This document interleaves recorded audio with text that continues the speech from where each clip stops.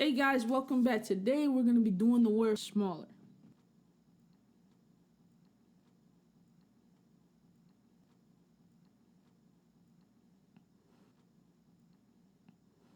So you want to write out the letter of whatever word you're going to draw. In this case, it's going to be smaller. So S-M-A-L, you know how to spell smaller. And you're going to make sure it touches the top and the bottom lines so that everything is spaced out the way it needs to be, because you don't want a letter too far away, or you also don't want it too close up. So you want to know what you're going to do before you do it. This is an easy way to plan out all your graffiti letterings in the future.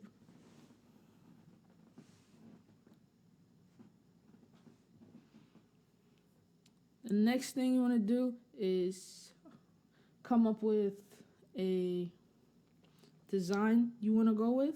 So I decided I'm going to do a simple one. Just start out, give it easy feel. You don't have to touch the lines. You could if you wanted to. I decided not to, just because I just needed the lines to see how big, because I wanted the letters bigger. I want the letters to be bigger. So I'm going to just use them on the inside, and I'm going to try to keep that spacing throughout. Again, it's graffiti lettering, so I really don't need to make them all that way. But with this, I was going for more consistency. And I know it sounds like, I'm trying to create something stagnant and not creative, but when you have that base, you're actually more free to do whatever you want to do. See, like with the M, everyone knows how an M goes. I could have done something more crazy with the tips, but when you start getting extra crazy for no reason, you start to lose the actual word. And I like to have mine legible. Now, if that's something you want to do, you don't want, people to actually know what the word is. You want them to have to work to look. That's something in your style that you would want to do. That's fine. But in the line of work that I'm in, I prefer to have everything really legible. So that's why I create these baselines.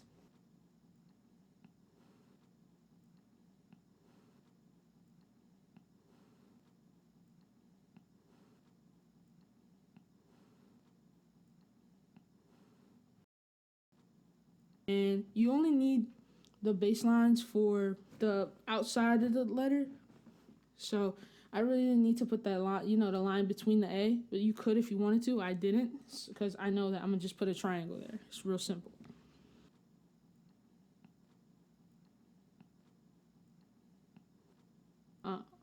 L's are the easiest ones. Love making L's.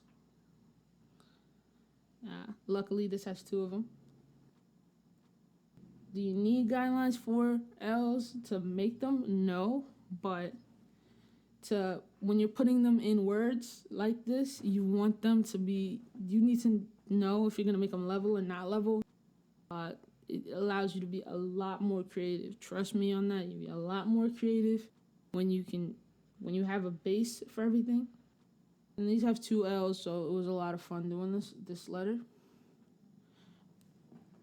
With E's, you're allowed to be creative, E's and R's. So I'm going to go real simple with my E and my R. But E's are fun. The middle line, it allows you can not put it there and add like a star symbol or something. Again, we're going simple with this one, but it's a lot of fun doing E's and R's. And P's and Q's are really fun as well. But P's and R's are fun because you have that big top round. So you could either, like I did here, I decided to go with a square instead for the shape, or angular shape, and a round inside. But always when you do the inside for these letters, it just makes it look more cohesive for R's and P's to have the inside shape. Just follow the basic premise. Just follow where that's where the guidelines for those come into play, because you just need to follow the line where and it'll look straight. Trust me, like it's connected. So after, let me fix up this R a little bit more. You need to just erase all your guidelines, like I'm doing right now. Just erase them all, and then we're gonna go back over it with a darker outline. So for now, let me just erase this.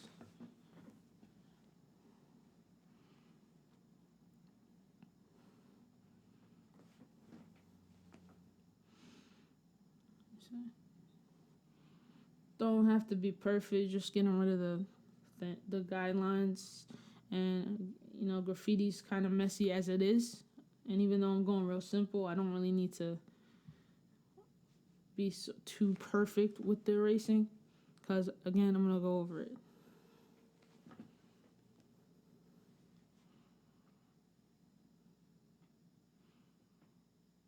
And then you're gonna erase the top and bottom lines, only the part that isn't relevant. So like the bottom of the E, the L, the A, all the bottom part and the top parts, you're gonna keep. It was just supposed to keep you, it was just creating a border for you. So you're gonna use the borders that you need to use. And that allows you to make these straight, bottom, cohesive looks. And you go over them and you make a darker outline. And you don't have to, but I just makes it look clear. If you're going for like a more faded look, you don't have to make it as dark as I did it here, but I wanted it to look, like I said, simple, solidified, and legible.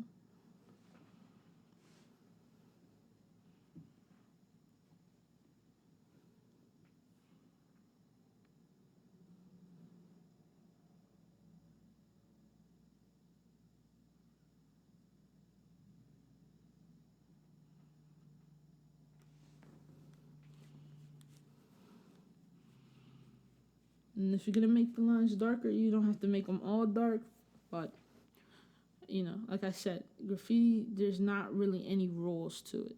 It's more so your style. I want my stuff to look cohesive and straight for this particular word, lettering. But if you wanted some letters to stand out more than others, you would darken more, some more than the others. I'm darkening all of them.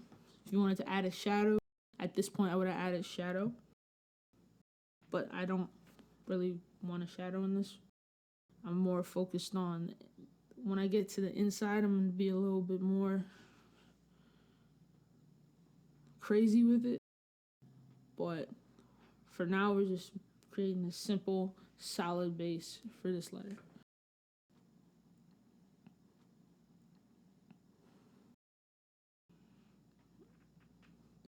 M's and S's are really fun to do as well, because S's, there's no solid lines there, so when you add the solid line, it makes it stand out so much more.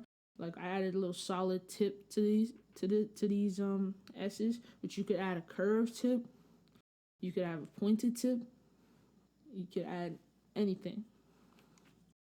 M's too. That little divot, that little V that comes down the middle, you could have it go all the way down and touch. You could have it go all the way up. You could have it go around. It's a lot more freedom with that. Let me just crack my knuckles a little stiff.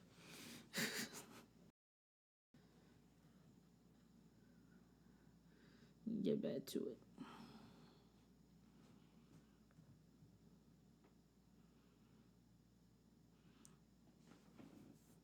And what I've noticed doing all of these letters, that I've done over the years, is that when the thicker the outline, the straighter it looks from a distance.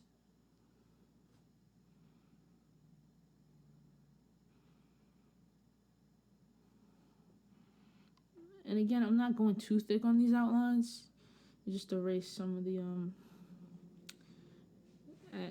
get a little clear erasing, because that I want it to be clear, because there's nothing out there. The inside lines they can be a little rough because you're gonna do things on them, like I am doing right now. So getting a little crazy, little hoop. swivel, and the curve. Now with inside, have fun with it. I decided to go a little bit more scaly, wavy, spiky. Don't really have to have a plan out for this. I'm just like going with the flow right now. And I'm feeling like a little semi-wave hook. And you see, I'm not really planning it out, but like the shading, I'm going everyone on the same side, or the designing. So I'm doing as if I was shading it. If I was shading it, I would put it on that side.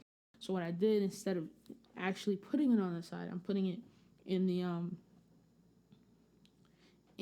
the side it would be on, but I'm designing it so that everything looks cohesive, like I said. And real simple. Base. When I color it, it's gonna look all put together, but this is as far as we're gonna go for today. Thanks for watching, guys.